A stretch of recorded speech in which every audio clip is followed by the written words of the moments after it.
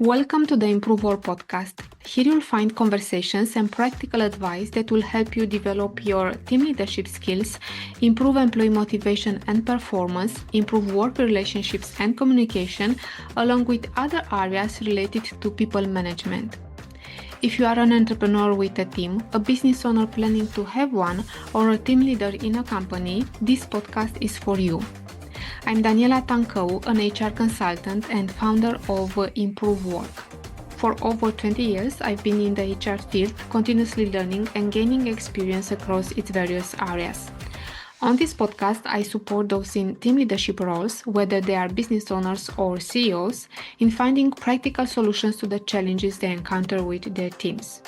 You may be facing some of these challenges too. If you haven't subscribed yet, subscribe to stay updated on new episodes. Let's dive into today's topic. Hi everyone, welcome back to the Improve Work podcast. This episode is a special one because starting with this episode, the format of the podcast is changing. And from now on, my guests will be entrepreneurs and CEOs who will bring into the discussion a particular challenge they have encountered or maybe they are currently facing in their roles as team leaders. And throughout the episode, they will receive support and guidance from me in exploring ways to address and resolve those challenges. And these challenges may be related to communication, changing employees' behaviors, increasing engagement and motivation, or other skills required in team leadership positions. This episode's guest is Susan Pearce, the CEO of the Australian General Practitioner Network, a non-profit organization that supports health and general practitioners' work. They focus on preventing illnesses and helping general practices, clinics, with their day-to-day operations, including hiring and managing different HR activities. This episode's topic is how to approach situations where employees in managerial roles avoid difficult conversations about poor performance and what can be done to reach a point where feedback is seen as a normal practice that is beneficial for everyone, including for the employees with low performance. Let's dive in. Welcome to the podcast, Susan. I'm glad that you are here. Thank you very much. It's great to be here. So we'll talk about a challenge that you encountered with some of your team members. And I will give some details, some context, so for those who are listening or watching can understand what we are talking about. So you had an employee who refused to give feedback to another employee that person supervised. And the feedback was about low performance. And I also want to mention that you hired those people to work to a client on site. And this is an important detail because we have two organizations in place in this case. And you also said that you coached that person to provide that feedback, but he refused to give it because he felt that that feedback will make the person uncomfortable, maybe generate negative feelings and a negative work environment. Mm-hmm. So I think this is accurate, what I understand, right? Yeah, that's a very good summary. Yeah. Okay. It is one piece that I didn't understand very well, and this also gives me an opportunity to explore different scenarios. And if you are okay with this, I will go with two different scenarios. So the thing that I didn't understand is if the site manager was for or against that feedback conversation, and I would like to explore both situations in which he is against and the situation in which he is for that conversation, because we have two different scenarios with two different solutions. Mm-hmm. Mm-hmm. So in this particular case, it was very much for the conversation. It was a matter of which level was appropriate to speak with them, and the relationship that they had that drove the concern about who would do have the conversation. So it was four. Yep. Because we could also have the situation in which he's against that conversation, which would make things more difficult for you. Very much so. Yes. Look, I've had situations like that as well. They Mm. weren't as obvious though. Oh, okay. So we can discuss both Mm. scenario, and I think that this will be helpful because this is a common issue when a person has two leaders and they receive two different requests from those leaders. Yeah. And it's a stressful situation for the employee because he doesn't know uh, who to listen to, what request to follow, and no matter what they are choosing to do, they get to upset someone and maybe get some negative consequences for them. Yes. Yes. That's very true. And in this case, I think that the best thing that it can be done is for those two leaders that are that have a higher position in comparison with that person to get aligned. So they need to get their request aligned, and this is the challenge. If the person sees that his leaders request the same thing, he doesn't have that conflict who to Hmm. follow, and it's much easier for him to do what it was he was requested to do, and also the authority of that request is much higher and it's That's not really, questioned. yeah. Yeah. That's a very good point. I think some of the time when we've had this situation, they've been I, I haven't actually thought to bring those leaders together to have that conversation, and that's a very good idea. Yes, because this is the first step that should be done in this kind of situation. And until Yeah. these two leaders doesn't align their requests, their expectations, or whatever it is, the employee will be confused and will be stressed out about the request that he is receiving, and this is an important step, but also getting align those two requests is also a challenge. So these are other components that can be discussed, but depending on the situation in this case of having the discussion of poor performance is about would have been about convincing the site manager that this is the right thing to do for everyone involved. For Yes. The I think the fundamental issue was the discomfort that they felt in having to have the conversation. And that's where they didn't want to and were trying to make up reasons why it didn't need to be had. mm-hmm, mm-hmm, mm-hmm. And did you address this argument of feeling uncomfortable?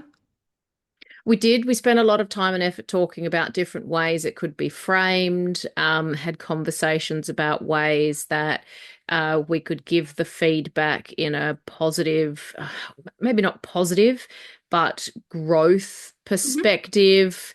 And then, so we did have quite a few meetings to talk about exactly how the feedback could be had, what needed to be said, which bits could be said, which bits could be started on, and then the rest sort of rolled out. There was a little bit of documenting things that were happening, and there was surprising resistance to documenting it because people said, oh, it's small and doesn't really matter. It's like that is part of as an engineer, that is part of the data gathering, because maybe if you actually capture them all, you'll see we'll all be able to look at it and go, you know what, this isn't worth a big conversation. This is just worth a hey. So that was a really interesting reluctance that the person had. Um, we came up with a path, which was, as I said, to do staged conversations. We started with one thing and have a little bit of a try to make sure you do these things in the next 3 months, and then have another meeting with them and talk about the next bit if pieces hadn't improved. I will say, last check-in, things had really improved. So that staged process seems to be working, but it took us probably 4 months to go Mm, from a conversation needs to be had, say, all right, here's the path to the conversation. And in that time, that employee wasn't aware that they weren't meeting the standards and people around them were being frustrated. mhm. So the argument of having a pleasant environment was not sustainable because the environment, people around this employee were already frustrated and maybe tensioned about his poor performance. Because in general, when an employee doesn't perform well, the other employees are affected too because maybe they have to cover some task that that person didn't complete. Maybe they have to. Uh, um, Maybe if something is some schedules are messed up or something like this, they have to cover and go and apologize and make things better. So I think that this argument was not a strong argument after all. Yeah, that's a really good point. Yeah, it's a very, very good point. And I'll have to remember that next time I'm having that argument. The workplace isn't good right now, so Exactly. you're not saving anything. And it's not good to probably that employee with low performance already feels that his colleagues are not pleased with what he's doing, or maybe I think that frustrations come out in some ways, and it. On the other hand, it doesn't work to keep one employee happy and the other employees to be stressed about a person. Yeah, yeah, that's a really, really good point too, because we do have a lot about mental health. And if you're keeping one person's mental health uh, cared for, yeah, are you caring for the other people's mental health and their stress and anxiety at work? That's a very good point. Hmm. Hmm. And also, it's not really in the beneficial of that employee with low performance not to communicate that issue because what the management is doing is just set that employee for failure because in the end, because he doesn't know he has some issues, he will maybe maintain that low performance and he will end up being dismissed, which will be much more worse than having a conversation about poor performance. Yes, yes, that's very, very true. Yeah, and I've seen that happen before. And they say, I don't know where this has come from. And it's like, well, because your manager was too scared to have a conversation with you, and therefore you weren't able to do the job. Yeah, yeah, that's a really good point too. And if you highlight this to the manager, to the supervisor of that employee, I think that he will understand that what he's doing is not good for the employee either. So it Mm, doesn't make the employee a favor, or it will just end in a negative in negative consequences for that employee. yeah. And also for the other team members, because what happens is that the other colleagues see that that low performance is not addressed. Some they may think that is accepted. They may not be aware of the conversations that are happening in the background. They may lower their expectations also, their work standards also because of this situation. So it's not good for the environment in this from this perspective also. Yeah, everyone takes a step backwards. Yeah, that's very true. Hmm. It is interesting how many conversations, when people aren't aware there are conversations being had in the background, it can change the behavior of the people around. Hmm. And another effect is that maybe people will find out that that employee was dismissed if in the worst scenario it will happen.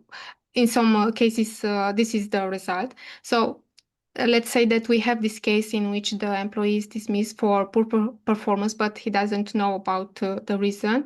But the other colleagues know about this. This is also a bad thing for those who remain because they now see that issues are not addressed, and they may this happen to them as well. Yeah. Yeah. And it's not a transparent and open communication in the company. So this also affects other aspects of the company and of the work environment. Yeah, it affects the whole culture, really, doesn't it? Because they Yes. don't feel that they necessarily have confidence that they're given all the information they need to do their job properly. Mm-hmm. On the other hand, the manager role is to help the employee to improve performance. His role is to watch, to supervise that employee activity, especially if that person has low results, and give feedback, frequent feedback, not just once a year or twice a year, frequent. Once he Mm, saw that something is not good, he should tell the employee that the expectations were not met, and also identify why the employee didn't succeeded to complete that task. Because one another role of the manager is to give support, yeah, to yeah. support the employee to do their jobs well. And even if they can't provide that support, they can involve someone else to help that employee Yeah. to get the job done. I think a lot of managers that I've worked with over the years have forgotten that part of their role. Both up and down, people managing me, people I've managed, and probably me as well. At times, I've forgotten that's part of it. We're trying to make everyone below, everyone who's working for us be outstanding as well. Mhm, mhm. And it's not, we have two issues here in your case. It's not just employee with low performance is performing poorly, but also that the manager of that employee doesn't fulfill his responsibilities as a manager. So Mm. there are two issues here. So there's a coaching that we need to do as well for the managers to make sure they understand what their full responsibility is. Mhm. Yeah, yeah. So that's on us to get that happening as well, to keep that happening. Yes, when the manager doesn't complete his responsibilities as a manager, because I believe that he has other responsibilities that are he consider probably more important. Then the manager of that manager, should step in and remind him that he doesn't he doesn't complete his responsibilities well. Um, Exactly as would you expect it from him to do with the person he is supervising? Yes, yes, very good point. Yep, we have to manage our people the same way we're asking our people to manage their people. Yes, because maybe if he didn't experience this feedback from his supervisor, he didn't know exactly how to do it himself. Wasn't in this situation. Maybe that's why he's uncomfortable, and he will see that this is the right thing to do, that this is how things work in the company. So in a sense, it's modeling the behavior and then using that as an example for how they should be behaving for their staff. Hmm.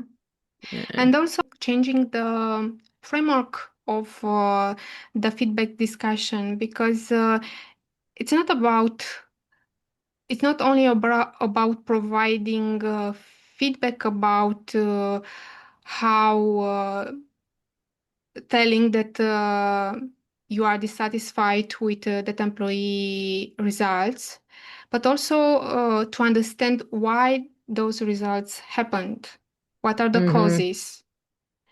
And identifying the causes, you can find solutions. Yeah. the Was right it something solutions. unclear at the start? Was it something that was said? Was it a change that they thought their role had? Was it that they never knew and didn't understand in the first place? Yes, there could be varied reasons. It could be uh, that they didn't receive enough information and they Hmm. didn't ask for, or they didn't know how to do that thing. Uh, or maybe they have too much task and they can't organize himself. Um, or they just didn't consider that was a priority. Yeah, you have a failure to communicate. This is the priority. This is what I need done. And if it's not done, this is where, as you said, it's important to give that communication.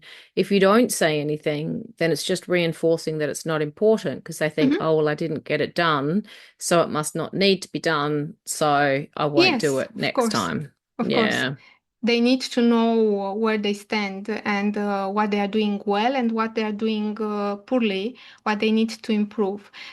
They also need to know what they are doing good because in this way you reinforce and help them to maintain those behaviors that led to good results, and you guide them how to improve those poor performance.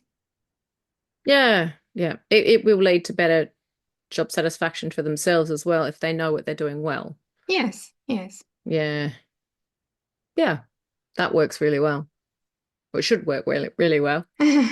Yes, I think it will because in this way you take care of the employee, you take care of the manager, you take care of the company, and you take care of yourself because you maintain, as you said, a higher satisfaction of your employees. You give examples, you model what you expect from them, and most probably you'll achieve better performance from them. Hmm.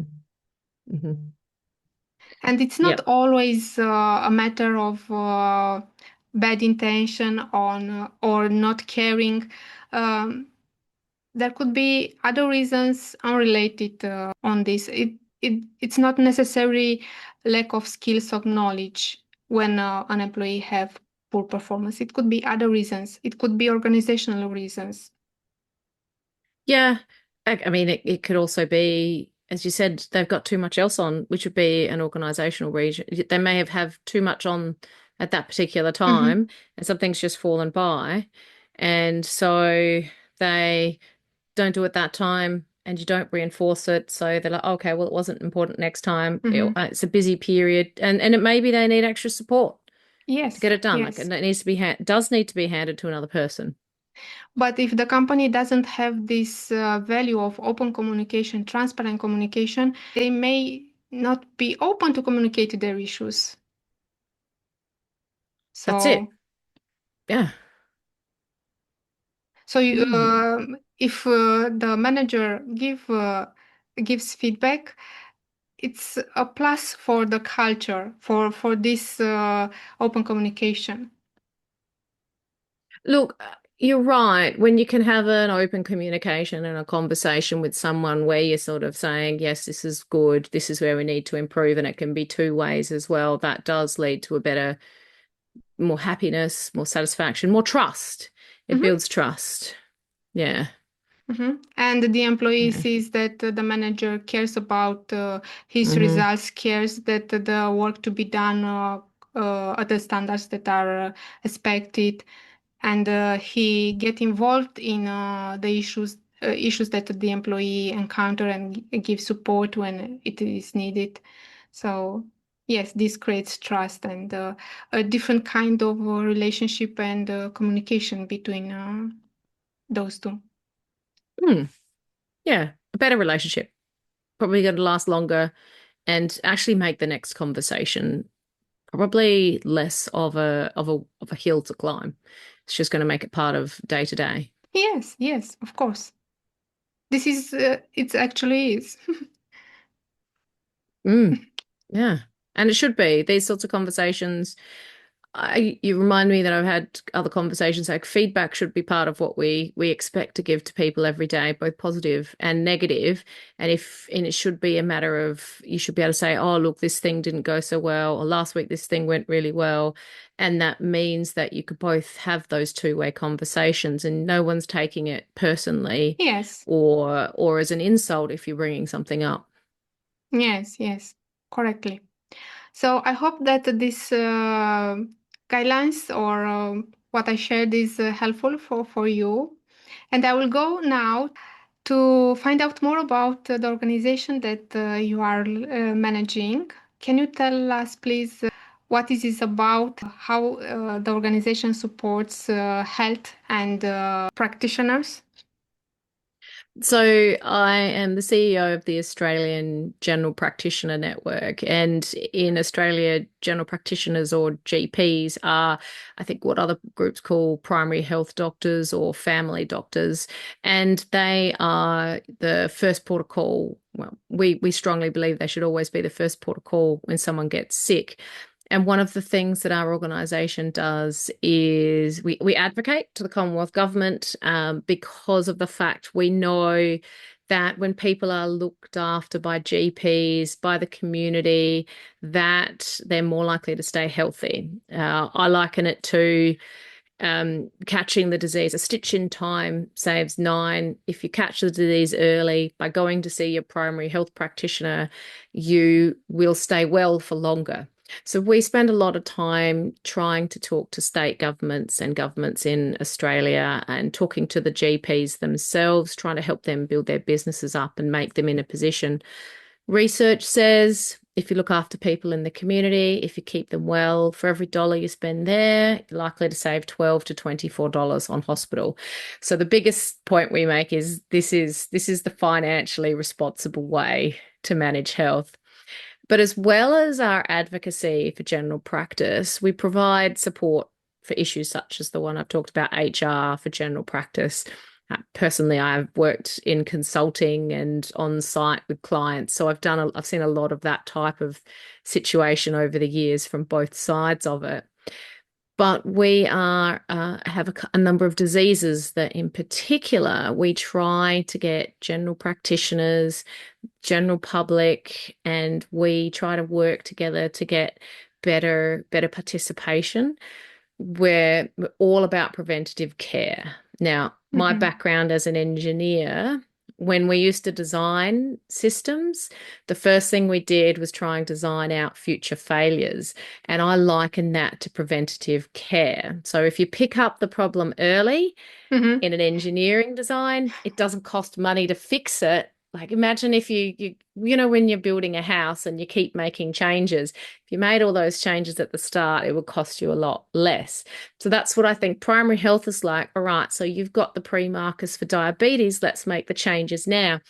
And in this case, the cost is your happiness, it's your well-being, it's your family.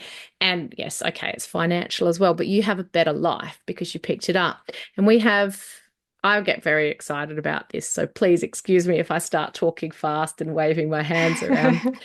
Uh, Four main diseases we focus on, and it's all prevention or it's keeping people in the care of the community. So the first one is breast screening. Now, I've been with the organisation for 3 years now, but they have been involved in breast screening for probably 10. So they've run a number of campaigns with the Commonwealth Government when we have elections, state governments advocating for greater screening. And one of the biggest things that we've been talking about, and a lot of others, is the importance of letting people understand what their breast density means when they get screened. Now, screening is often confused with um, after you've had a diagnosis. Screening is when you just go and get checked. You don't have any symptoms, you don't think you're just doing your regular checks. And when we do that screening, we know that if you have dense breasts, you're much more likely to develop breast cancer. So now we're in a position in Australia, after years of advocacy from groups like ours, where we actually tell women what their breast density is. And what that means is you can't see through it with x-rays. So they can go and get an MRI or investigate ultrasounds or investigate other scans. And it means that we're much more likely to pick up a breast cancer in the early stages. So that's the big project that we work on, trying to get women into screening, trying to encourage general practitioners to talk to women about screening and breast screening. And they're one of our newer projects, still with the screening. Australia's just launched its lung cancer screening program. So we're having a look at developing standard procedures for doctors to go through their database, identify people at risk, just a quick, simple run out the program. These are the 15 patients in my cohort of 150 I'm going to see this week. They might be at risk. I'll refer them to the lung cancer screening program. And what the very first parts are finding are that if they've got lung cancer, they get picked up, they get moved through the process.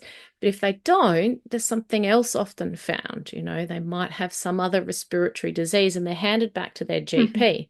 So we're trying to help develop what next? Where do we go next? How do we care for them? How do we treat them? How do we make sure that pipeline comes back? Because once again, picking it up early means that we can do something about it before it becomes fatal, or earlier, because it's not always early. Sometimes it's a bit later.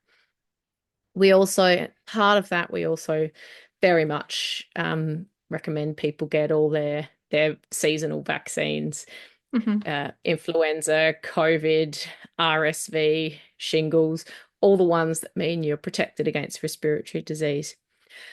Another one we look at is ovarian cancer. Now, that one's a lot more difficult because we don't have a very good screening program for it.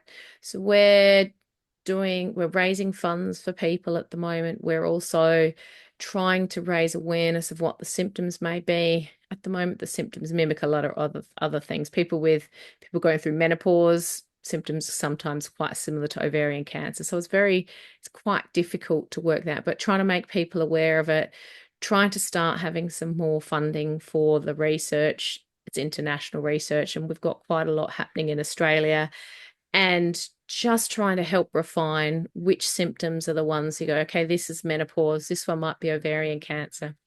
But for me, I'm really excited because with all the focus on endometriosis, we've now started doing a lot more scanning and we're doing a lot more study in that area. And I'm starting to see that we might be getting to a point where we have an external scan that can look for endometriosis and ovarian cancer. So we're watching and talking to some of the research programs doing that at the moment so we can share that information and start making GPs and women more aware of it. Finally, the fourth project that we work on, I've got a fifth that we're just thinking about this week, but I won't talk about that today. Alzheimer's, keeping Alzheimer's patients at home. Now, comes from my personal, I think technology can possibly help a lot of that. And we have a lot of monitoring tools now. We have watches you can wear that can track where you are. So if someone wanders, that relies on a person wearing it. And we know if you've ever had someone who wears a pendant for a fall, a lot of the time they have the fall in the middle of the night when they are getting up to go to the loo. They don't put the pendant on because they think it's going to be a short trip. So we're trying to explore the concept of safe houses. So you have other monitoring systems that the family can tap into. So one example is a sleeping mat that monitors your vital signs when you're sleeping. You get up in the middle of the night, you go to the bathroom. If you're away for that for too long, it might send an alert to your family to say, I think your grandpa, grandma, great aunt, great uncle, elderly relative may have had a fall because they've been out of bed now for 2 hours and it's 2 a.m. and they should have come back. So you can go and look at that and intervene. And we think there's a huge potential to start interlinking those technologies. And so we can keep people with Alzheimer's in their homes for longer. And what we know is that when you're in your family home, when you're in your home community, you have better mental health, you live longer, you're happier, your family, if they have the support, is happier, and old, it costs the government less money. Mhm. That's very quite detailed, a lot of what we do, but we firmly believe that the most important, one of the most important parts of healthcare is that primary healthcare, that healthcare at the beginning of the journey, so that you don't get as sick, and so you're cared for in the community when you are sick in the best way. Mhm. Thank you very much, Susan, for all the information you shared. We have just 1 minute left. Oh, Where can people sorry. learn more about your organization and how can they support you? So we're on LinkedIn, Australian General Practice Network. We have the website agpn.org.au. We have a number of fundraising initiatives. You can choose where you want to direct it, to the screening, the breast screening, to the Alzheimer's project, to ovarian cancer, and we will make sure we assign it to that part of the research and communication that we do when we're speaking and advocating.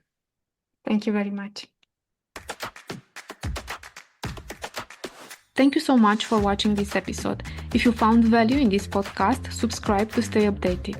I'm grateful for your support and hope to continue providing content that helps you grow. See you in the next episode.